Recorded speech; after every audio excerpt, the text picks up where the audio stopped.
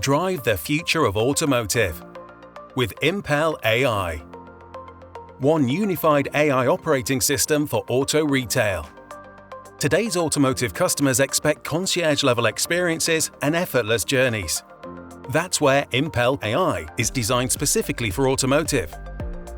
From VIN-specific responses and interactive content to handling feature questions and financing or part exchange inquiries.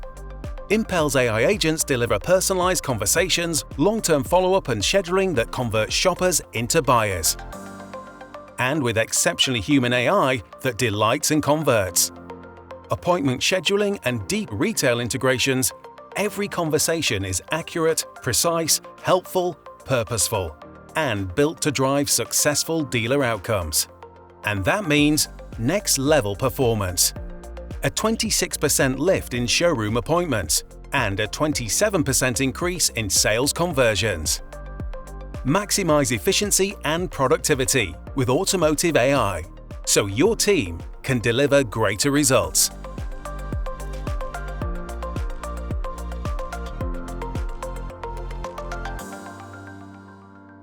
Excellent. Okay, look, thank you for attending this session. I believe it's known as the graveyard shift usually, so it's the last session of the day in this theatre. Today, I'm privileged to be hosting this panel discussion. We're going to be talking about the adoption, from the adoption to the advantage of AI. Typically, wandering around this arena today and around the event, pretty much every stand's got some element of AI attributed to it. I think today the discussion is just to really start to understand what the impact of that AI is across some of the customer journey that we're seeing with dealers, customers, etc. now. And we'll be discussing probably three key areas there around the sort of marketing, how it's changing that marketing strategy or has the ability to change marketing strategy, how we can use it to improve on our lead conversion, and then looking at what's next, what the early adopters are gaining from a competitive edge and where this technology is going ever faster and faster. So I'll introduce the panel now, and just a quick intro from each of you as I go through the introduction. So first we've got Matt Muilenburg from Impel. Matt, quick introduction. Yeah, hey folks, my name is Matt Muilenburg. I'm the Chief Product Officer at Impel. Impel is the largest vertical AI provider actually in the world.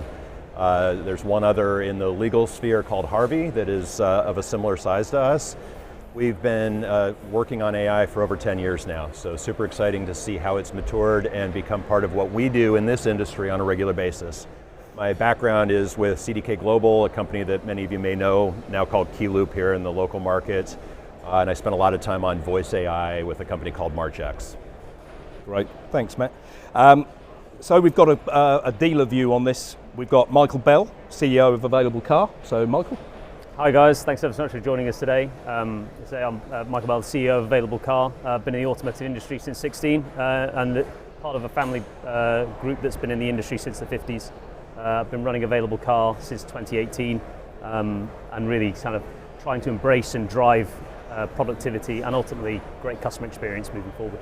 Brilliant, thanks Michael. And finally, certainly not last but not least, we've got Jeremy Evans, Marketing Delivery. Over to you, Jeremy. Jeremy Evans, CEO of Marketing Delivery. As of Monday, we are a Tech Core 4 company, but that's a separate conversation. And I'd like to see that the AI has done a fantastic job of making us all look younger on our photos. I wish I could fit into that shirt still. But yeah. Brilliant. Okay, over to you, Neil. Thank you. So look, quick scene setter really. So AI isn't a future topic. It's already influencing how dealers connect with customers, market their stock and manage leads. And I would think everybody in this room has had some interaction now with AI, whether it's from their own personal interaction with ChatGPT or you're starting to bring it into your dealerships. The reality check though, I suppose, is what is AI doing for the businesses? What is the impact? And we'll probably start with what's the impact on marketing performance. So a very quick stat, I don't know if we're going to have the screens to back this up, but across 187,000 UK leads in the automotive space, 60% of appointments are now being booked within 15 minutes by AI. And 1 in 4 buyers are being re-engaged after 48 hours from their initial inquiry. And I think this just lends into how the AI is able to generate and work many leads at a time at a point when the customer is ready to engage. Typically within our environment, sales execs will pick up that lead, make a quick call. If they don't get through, might make one other attempt and then leave it and move on to the next. This is where AI is starting to impact on that. So I suppose if we start to look at that aspect, Matt, I mean, clearly that stat is from Impel, okay? So you're seeing this. So across those thousands of interactions, what's AI teaching us about how customers respond and where marketing effort pays off? Yeah, I mean, I think there's some super interesting things. People worry that consumers don't want to talk to AI, and the reality is, from the research we do, consumers are completely happy to talk to the AI as long as that they're getting the information that they're looking for. So, we're pretty excited about what's happening because marketing is transformed from this world where it was one-to-many with no interaction into a place where it's really marketing with an outcome. You can connect the message you have out there to a transactional conversation, and when you're doing it right, those things follow up on each other. You present your ad or you present your message, and a day later you follow up with a digital assistant or an interaction over SMS to try to gain engagement and move that forward. Okay, so yeah, but just following on for that point quickly as well, so it's changing both the immediacy and the staying power of that follow-up, and I think if I go back to my days at Imperial when we were handling 18,000 leads a month, we had a typical contact center operation. We managed to get some consistency in that approach. We managed to get an SLA of 15-minute follow-up, but again, manual, very resource-driven, human resource-driven, okay? And I'll admit it now, we were not great at making contact with people after 2 days. Once we got to that 2-day phase, it was like, right, cut that off, we've got more leads coming in at the top of the funnel. So clearly in that, the sort of staying power of follow-up, is that where you see AI really delivering value at the moment into a dealer? Well, I mean, the opportunity is tremendous, and you nailed it, Neil. The people in the dealership don't want to do that follow-up work. There's this constant inbound flow of new opportunity to pursue on. Everybody wants the Glengarry, Glen Ross lead, right? So you just keep looking for that lead. The reality is what we see in our data is it takes 4 to 7 interactions, 4 to 7 attempts to make connection with that consumer to actually get engagement back. And the average human doesn't take the time to do that.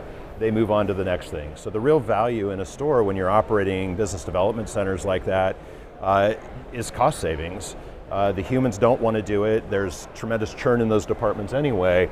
The AI does it better, and consumers are fully willing to interact with the AI as long as they're willing and getting what they want out of that conversation. Great. Jeremy, what are you seeing at the moment across those dealer marketing campaigns? So clearly your business over the years has been about that re-engagement piece as much as selling out the services that those Absolutely, and as Matt has alluded to, it's the machine doing the follow-up. Especially there's a lot of consolidation in the dealer market, so stock availability now is across multiple locations. The most popular stock has got probably 10 or 12 people interested in it, and only one person can buy that piece of stock. What do you do with the other 10 people that are interested in buying that car when the car they want is gone? You're expecting an exec to keep on top of changing stock profiles in dealership and across a group. You're expecting them to keep on top of the price changes as well as the stock arrivals and comings and goings, whereas the machine can do all of that. The machine will assess the stock every day, look at what's there, what's that customer looking for, what have we got, what's come in, what's changed in price, what can we put in front of the other 10 customers who couldn't buy that car, and keep engaging with them day after day after day after day after day until they find one that they click on. And when they click on, either the machine can start the conversation or a real person can start the conversation, but it's about the machine and the person in hand to hand, the machine taking the heavy lifting and saying, okay, let AI handle this, we'll send a bunch of cars out to that person, see which one they click on, refine their price range, keep sending them stock that comes in or prices that change, and then when the customer raises their hand and says, yes, that one, I'm ready, that's when the person gets involved and picks it up, because that is a customer who's already triaged, who's already decided what car that they want because they've seen it, they've clicked it, they've looked on it on your website. We see the stats for the people who actually buy the car they click on, as well as those who buy a car, not necessarily the one they click on, but buy another car having been re-engaged as part of that process. There's not enough sales executive personnel to do that. It's tiresome, boring job, frankly, to keep going through the stock changes to see how many open leads have I got. Let me see if I can find some stock for all of these open leads. Let the machine do that, and then let the person be the person when the customer wants to interact. Yeah. Michael, clearly you're at the coalface, right? So you're dealing with this day in and day out. You're trying to sell 2,000 cars a month. You've got sales execs dealing with inquiries coming into the business. Clearly, over the last couple of years, you've engaged with AI in a really very deeply over that last couple of years. So how are you seeing that's changed the way you're marketing out to your prospective customers and how you're sort of handling that? I think what's important is when you look at how the automotive industry's changed over the last probably 10 years, the digitization of the automotive industry, the speed of change that happened during COVID, and ultimately that's not just from what we're doing, it's what the consumer's doing and what the consumer wants. And I think what we're trying to do is adapt to make sure that we can support the consumer as best we possibly can. For us, it's about trying to have a consistency and allow us to interact with that customer the entire time. And I completely agree what you said with your time at Imperial, that it's really hard for our teams to ultimately answer those questions and be there to support that customer at either A, out of office hours, or B, just because of the sheer volumes that we're dealing with. The key thing that I know we all talk about it a lot is this is not something to replace people, but it's something that allows your people to really work at a really high level to make sure the customer journey is exceptional. And for us, the way we look at things, we've got three things as a business. One, will it help the customer? Will it make it a better experience? That is number one. Number two, will it make our employees a better experience? And third one, which is not a dirty word, will it make us any more money? So ultimately, if it passes all three, it's something that we get stuck into and try and find a way. So for us, it's allowed us to adapt in a world where leads are shortening. The amount of content that we can give to a customer now, the way that the chatbot, the way that the AI speaks to a customer, depending on which part of the journey they're in, it's feeding them the information that would often lead to a frustrated phone call that would come in or an additional email that would come in, asking multiple questions that are probably the answers within the data, but the customer's not been able to find it. So for us, it's definitely changed how we do that. And therefore then our marketing budget has allowed us to be adaptable with that. Yeah. So we're not firing a shotgun at everything that we traditionally do. We're not overspending in areas which aren't performing for us, because the beauty within AI, it's non-biased to wherever that lead comes from. It doesn't care what the source is, where that customer's come from, it's treating it the same. And yes, will it make mistakes? A handful every now and then, but they're tiny. And what you've got to make sure is that that team around you is supporting that AI, because it's crucial that you work with it. If you just plug in an AI software in, it'll do an all right job, but it won't give what the customers want, and the customers will see through it. Whereas if you've got real humans working alongside it, leading and pushing that, it makes such a difference to the technology. And the beauty is it's forever learning. Yeah. The AI tool we had 2 years ago is completely different today, and in 2 weeks' time it'll be completely different again. It's constantly evolving to figure out, how can I support a customer get to that end goal of either an appointment or a purchase as quick as possible? Because that's what customers want to do. They want to either book an appointment to test drive, to understand about finance, or they just want to buy the car. How do we help you get there as quick as we can, which is key. I guess it's a danger, Neil, isn't it? That AI can be used to offset laziness. Yep. Or to offset poor work practices, well, the AI will pick that up. But as you said, the AI needs to work in conjunction with, think of the AI as a new sales executive. They will make mistakes, they will get things wrong, they need to learn, as does the AI. So you can't just use AI as an excuse for laziness, an excuse for poor performance, an excuse for poor process. It has to fit into the process, be part of it, and then it will support people and make the whole job a bit easier. And working with that, like I know at Available Car, we have some amazing employees, absolutely fantastic. Their customer service is unrivaled, and ultimately it allows them to deal at that higher level and support the customer on the right foot. Because if you're dealing with thousands of leads, trying to sort out the sort of stuff that is the mundane part of the job, you're not able to really focus on that one customer that needs that bespoke part of the customer journey. So it undoubtedly allows us to perform at a high level. Yeah, and look, again, going back to 2018 at Imperial, we installed our contact centre with 25 operatives in it, because we wanted every lead going through that function, and we wanted it consistently managed, consistently handled, and then the guys at site were left to then be able to deal with the dealer when they came in, give them a great experience. They weren't trying to pick the phone up, trying to deal with an email, trying to do a live chat. So all we're saying now is really that contact centre bit is being not replaced, but it's almost a symbiotic relationship now between AI that's managing and triaging that. And it was a self-fulfilling prophecy back in the day. I remember setting up a team of 5 within our contact centre to deal with auto trade leads, because they were the best leads, they best converted. But it was self-fulfilling, because that meant we dealt with them first, and then any other lead that was coming through was pushed back and clearly wasn't going to convert as well because we weren't giving it the attention. So I think for me, the AI piece, what we're talking about now is not about improving conversion and customer experience, but it's just as much about doing more with what you already have. It's also about empowering your own employees to be better at the core job that they have to deliver. And I don't think that should be lost in this conversation. Those low-level tasks, that mundane activity of emailing and texting a customer, nobody enjoys doing that. Yep. The AI could care less. And at the end of that, what you're producing are opportunities for salespeople to excel at what they do, which is present the product, deliver the product, sell the product to the consumer. You make them better, and that makes them more money, makes them happier, makes them better employees. Okay, so we're clearly not seeing stats on the screen, but I've got another stat for you at the moment. Dealers using conversational AI see up to 2 times higher engagement, but success depends on process, people, and measurement. So we touched on it a minute ago, that this is not about AI solving every problem we've got within a dealership, right? It's about where does it fit and how does it work with the existing team to improve customer experience and conversion. So one of the things we don't really talk about enough probably is that marketing piece, which we touched on earlier. And again, if I go back to my days at Imperial, generating 18,000 leads a month for my team to work, there was almost a feeling that if we weren't getting the sales volume, then we had to increase our marketing spend, right? That was the way to generate more leads. Now at the time, we were exhausting most of those channels that we were paying out a lot of money on. And we weren't 100% focused on, well, how can we improve our conversion? You know, we're generating these 8,000 leads, we're selling 2,000 cars a month. So there's 16,000 people we're not selling cars to who've got an intent to buy because they wouldn't have contacted us otherwise. So it's about doing more with those leads we already have and helping those dealers mine, and this is a great phrase, the diamonds that are under their feet already. So, Michael, do you see, with your experience so far over the past couple of years, is AI really helping your teams re-engage leads that might previously have gone cold? Oh, like 100%. When you look at our team, as I said, they're a great team, but when, exactly as you said, it's the same experience as in a supermarket as Imperial Available Car. You've got thousands of leads coming in every single week.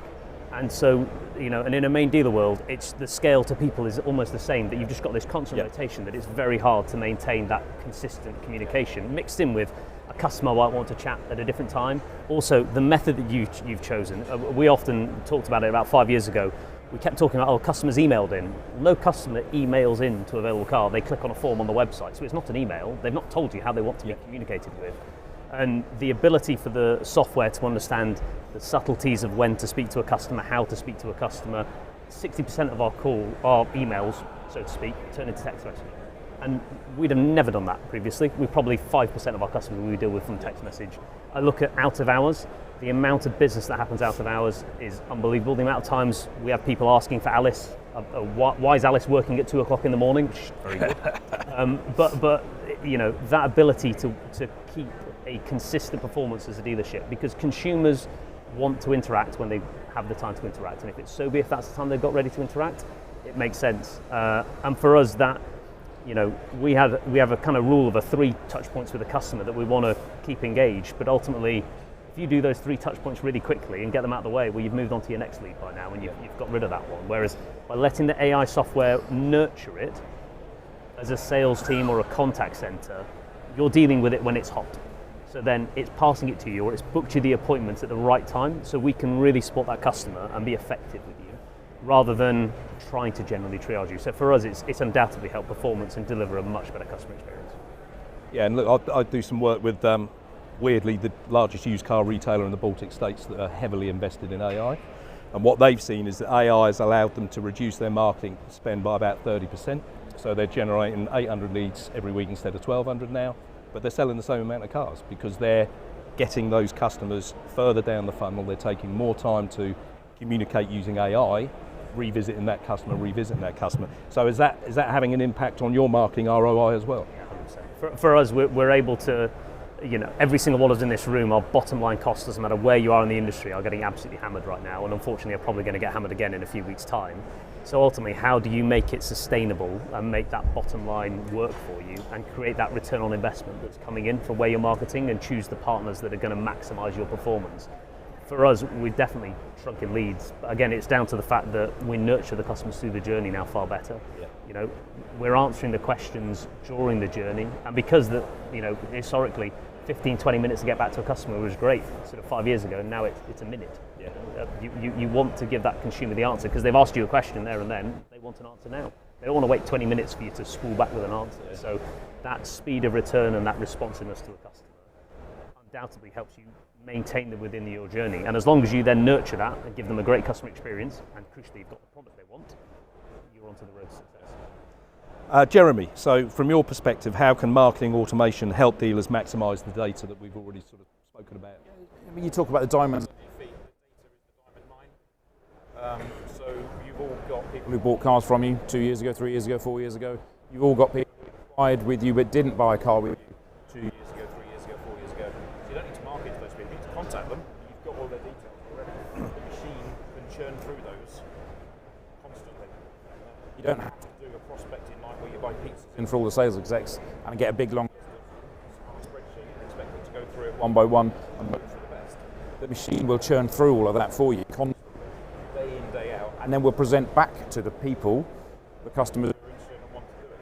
But you can take away, the data is there to be able to take away that outreach marketing work that somebody has to do, or where you advertise your cars, how you push yourself out there, by just churning through your own data day in, day out, fully automated, and then just present those leads back when the right customers stick their hands up. So the data you hold in your hands in your dealerships already, assuming you've got all the right consents, you all get consent for all the data you collect, right? Okay. Leave you with that one. Great, thanks Jeremy. So Matt, across the markets you're involved with and engaged with at the moment, are you seeing a shift from this lead generation piece to the lead management and thereby optimising conversion? Is that the bigger driver of growth? Sounds like maybe the microphones aren't working, so they've shifted us around.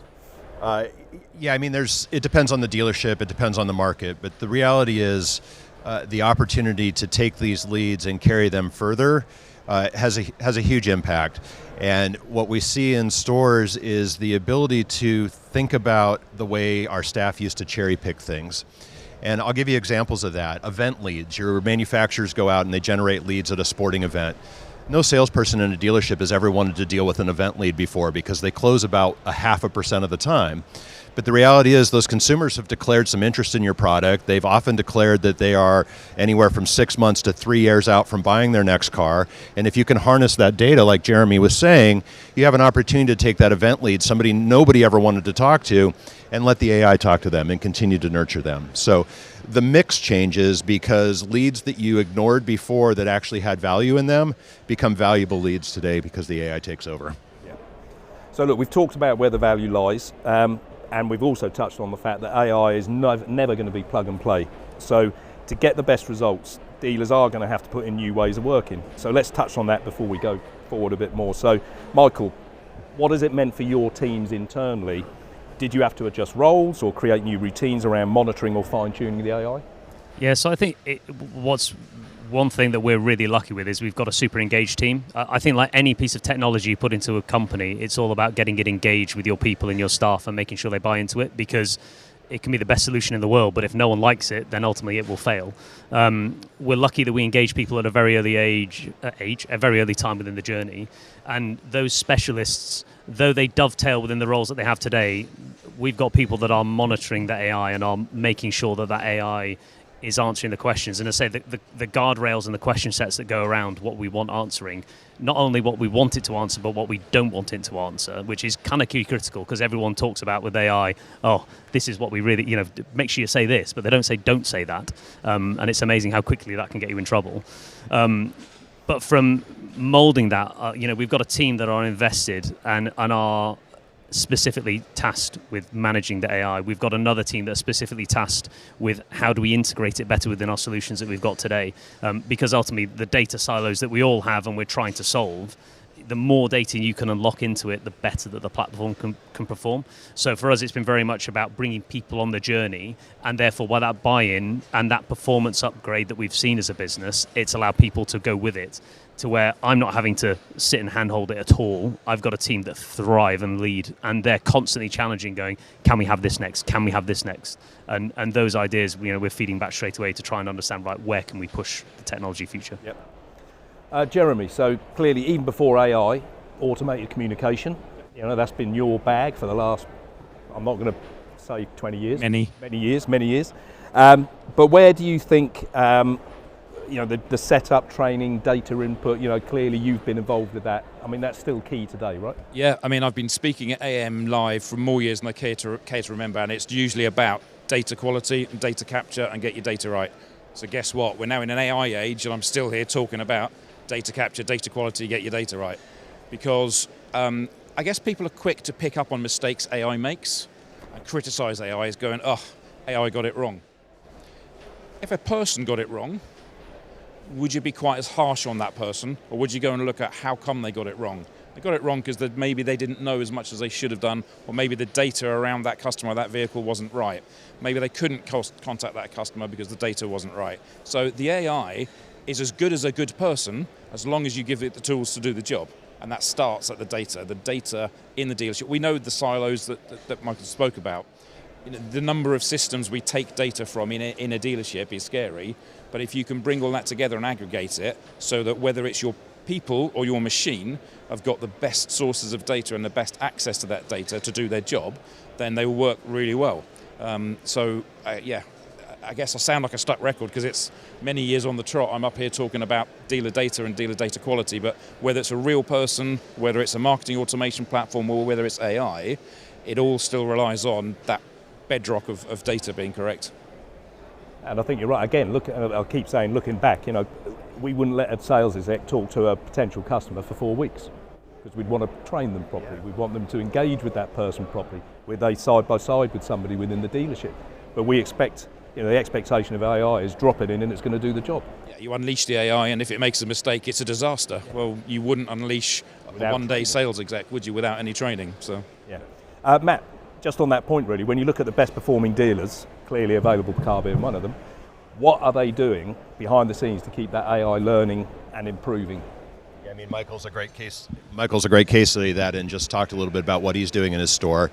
Here's the evolution I see happening right now. 25 years ago, when the internet appeared, we all realized we needed internet sales managers to handle those leads, because the average salesperson in our store would type in all caps, would misspell things, didn't know how to use punctuation, didn't really know how to talk to people in a written format. Fast forward to today, every sale is an internet sale in some way. We no longer have that role in our store. We have trusted professionals that are handling our leads again. Well, fast forward and look at what we're doing now.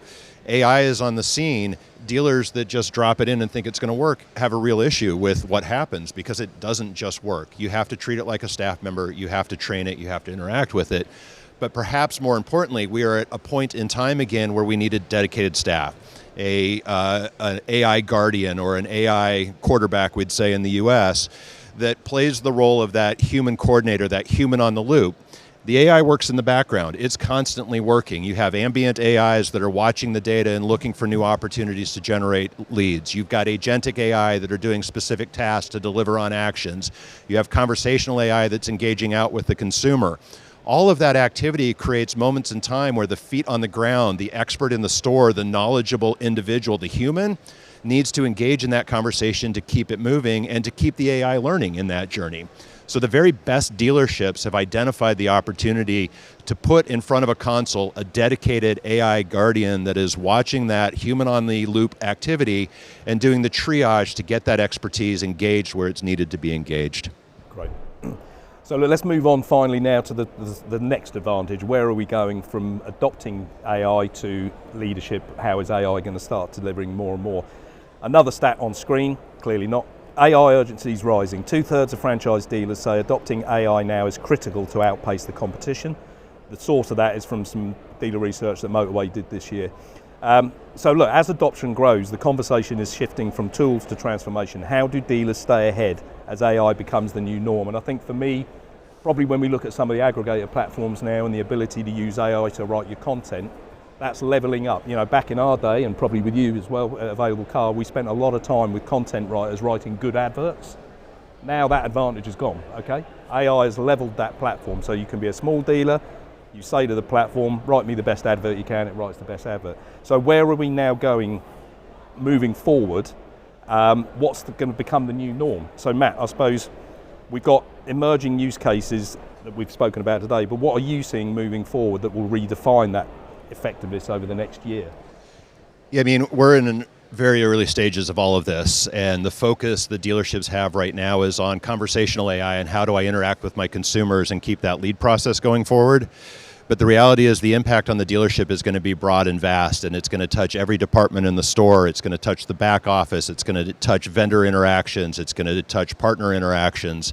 And the real challenge is figuring out what do I need to prioritize in my business to take advantage of the capabilities that exist today. The biggest risks are jumping too quickly, moving on to something that's shiny and exciting because it's being presented to you.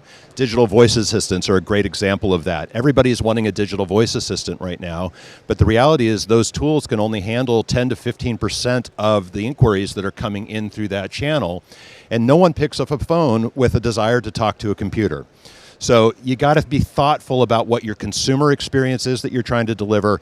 How does the technology fit into that experience? And how do I provide a brand promise that's aligned with who I want to be as a dealer?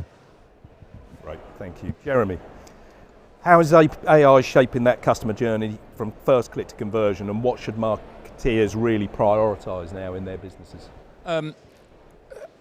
As Matt said, AI is many things to many people. I think you called it ambient AI or algorithmic AI.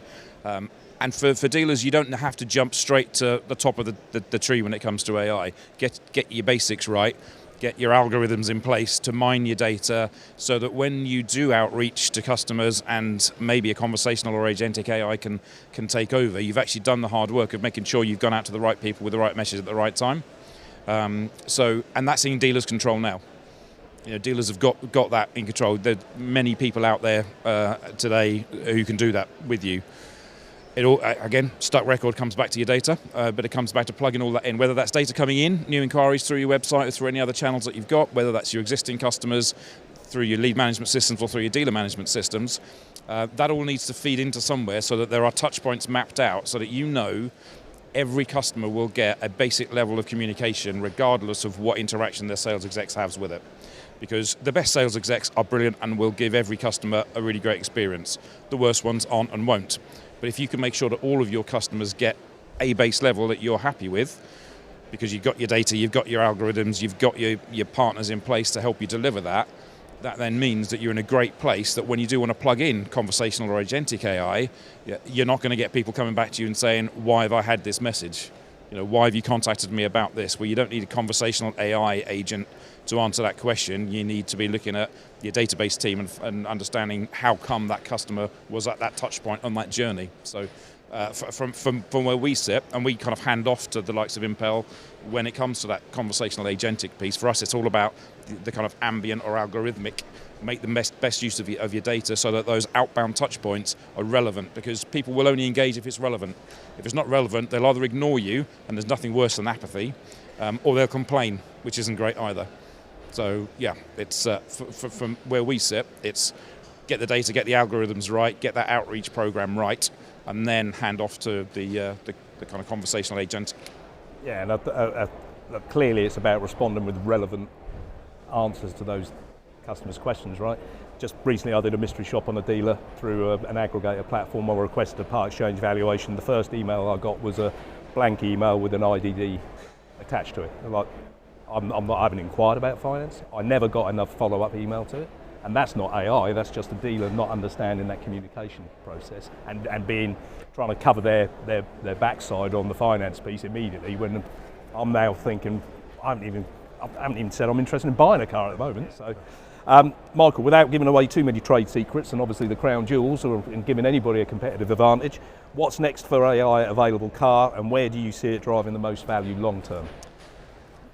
I think if there's one message today that I'd say before I answer what I think is coming next, is that anyone that's in the room that is thinking of AI, is trying to understand what's going on, regardless of whatever part of your business you're in, I think the advice I give is go look, go explore, but exactly as Matt said, be wary of something that's shiny, do the due diligence. You've got people that you've got to take on this journey with you. AI is here, but change is scary.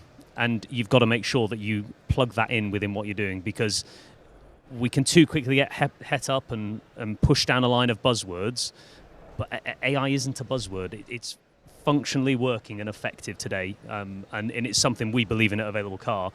For us, it's something where we look at where is it going. We're looking at trying to get the basics right within our systems and processes to allow us to really unlock some massive potential that I think it can give us.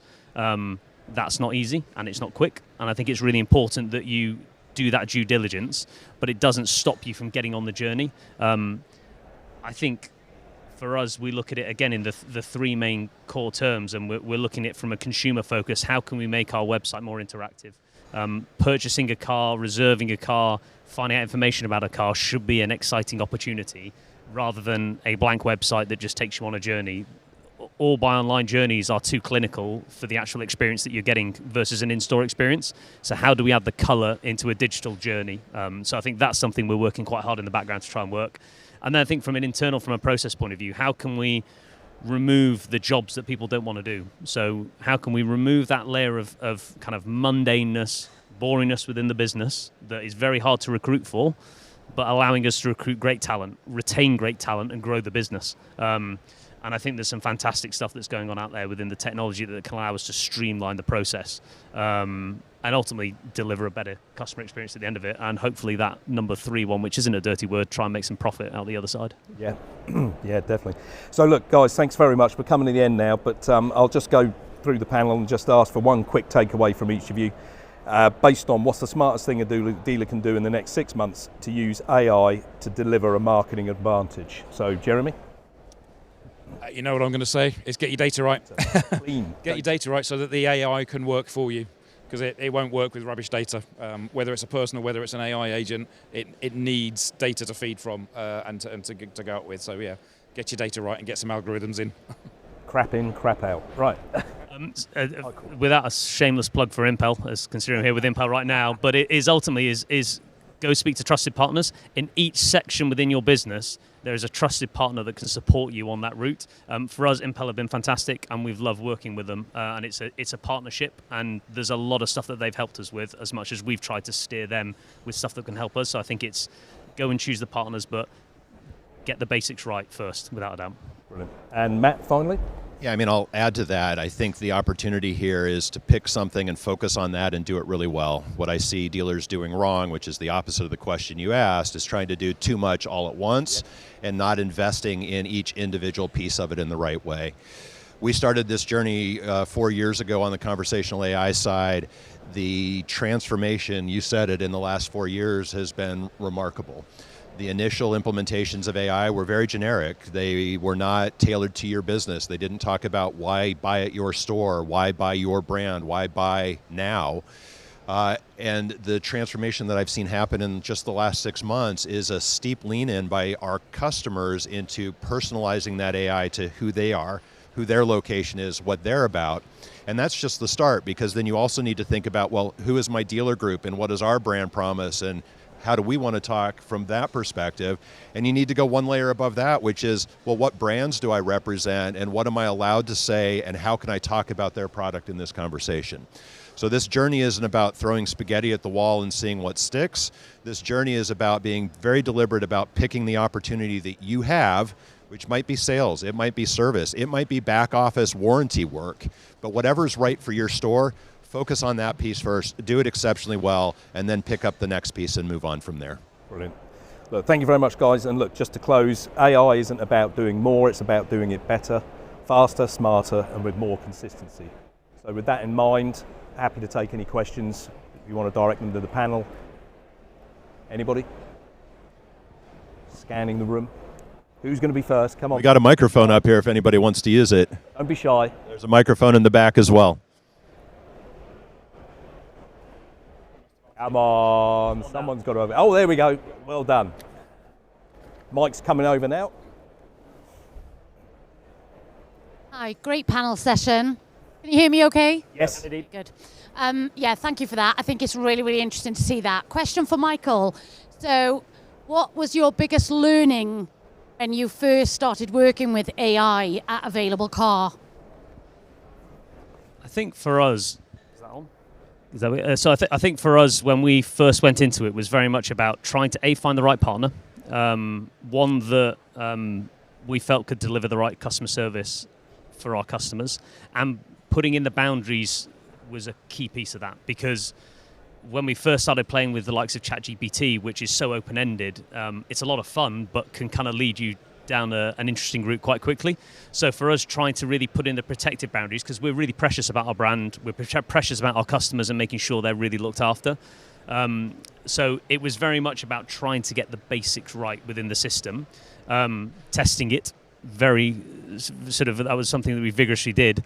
But then post testing was then that leap of faith, and we were in a position where we could take that leap of faith a little bit more aggressively. And again, occasionally you've got to kind of push the boundaries and be aware that if it goes wrong, well, the worst thing that can happen is we turn it off and we kind of go back to drawing board and try again. But it was very much get the basics right, get the people that are going to manage it day to day, because I'm not going to do it day to day. It's got to be those guys that are looking and monitoring leads, and they've got to buy into what the conversation is. And probably the biggest note I'd say is everyone always looks at the negative. They forget the 99% of the product that delivers a fantastic experience. And it's just that consistency of message. You can guarantee every customer spoken to, they're spoken to in a decent tone, that's supported really well, and it's with your brand ideals. Can we trust every single one of our staff members to say that they do that? I've listened to phone calls. We'll pick up the phone. Hi. It's like, where's the good morning? Welcome to Available Car. It's just such a simple thing. So I think those basics are what can really help. And it's just trying to fine tune what's the piece of your individual operation that you think you can get the biggest win out of quickest, and bring the people on the journey, get them involved early doors will make a big difference. Thank you. Any other questions? I'm going to give you a minute to think, and then you can all go on your way. Any other questions? We'll happily answer them. We're not scary. Okay. Right, panel, thank you very much. Very interesting Thank you, folks. discussion. Thank you everyone for coming. Thank you for attending.